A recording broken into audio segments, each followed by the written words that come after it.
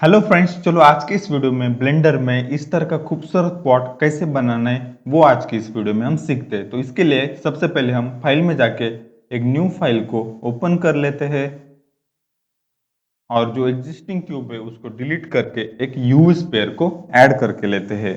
इसके लिए हमें ऐड में जाके मेश में जाके एक यूवी स्पेयर को सिलेक्ट कर लेते हैं और नमपैड 1 दबा के हम टॉप ऑर्थोग्राफिक व्यू में आके माउस के व्हील को थोड़ा सा घुमा के इसको थोड़ा सा जूम आउट करके लेते हैं। फिर यू स्पेयर को सिलेक्ट करके टैब बटन दबा के एडिट मोड में चले जाते हैं।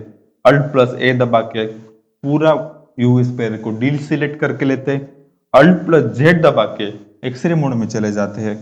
बी दबा के बॉक्स सिलेक्ट मोड को एक्टिवेट करके ऊपर वाले कुछ वर्टेसेस को सिलेक्ट करके लेते हैं और एक बार ऊपर की तरफ से कंफर्म कर लेते हैं कि सारे वर्टेसेस सिलेक्ट हो चुके हैं।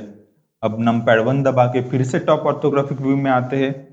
कीबोर्ड पे डिलीट बटन दबा के वर्टेसेस को सिलेक्ट करके सारे वर्टेसेस को डिलीट कर देते हैं।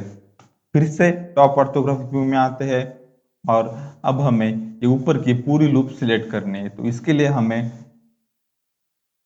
कर्सर को इसके इस एज पे लेके जाना पड़ेगा और अल्ट बटन दबा के रख के कोई भी एक एज सिलेक्ट करके लेनी पड़ेगी। तो देखो इस तरह से हमारी लूप ऑटोमेटिक सिलेक्ट हो चुकी है। इसका ये मतलब है कि ब्लेंडर में पूरी लूप सिलेक्ट करने का ये शॉर्टकट की है कि अल्ट बटन दबा के रखो और कोई भी एज को सिलेक्ट कर लो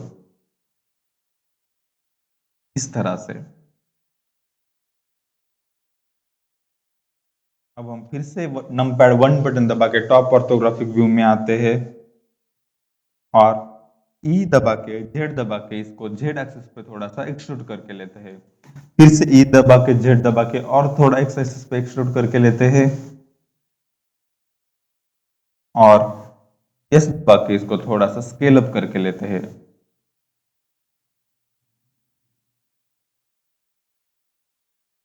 अब ये वाली लूप को सिलेक्ट करने के लिए फिर से अल्ट बटन दबा के रखते हैं और कोई भी एक एज को सिलेक्ट करके लेते हैं। तो देखो इस तरह से एंटायर लूप हमारी सिलेक्ट हो चुकी है। अब हम इसको बेवल करना है। बेवल करने के लिए हमें कीबोर्ड पे कंट्रोल प्लस बी बटन दबाना पड़ेगा और माउस को थोड़ा सा मूव करके लेना पड़ेगा और माउस की व्हील को रोटेट करके बेवल की जो अमाउंट है तो उसको बढ़ानी पड़ेगी। लेफ्ट क्लिक करके कंफर्म कर देते हैं।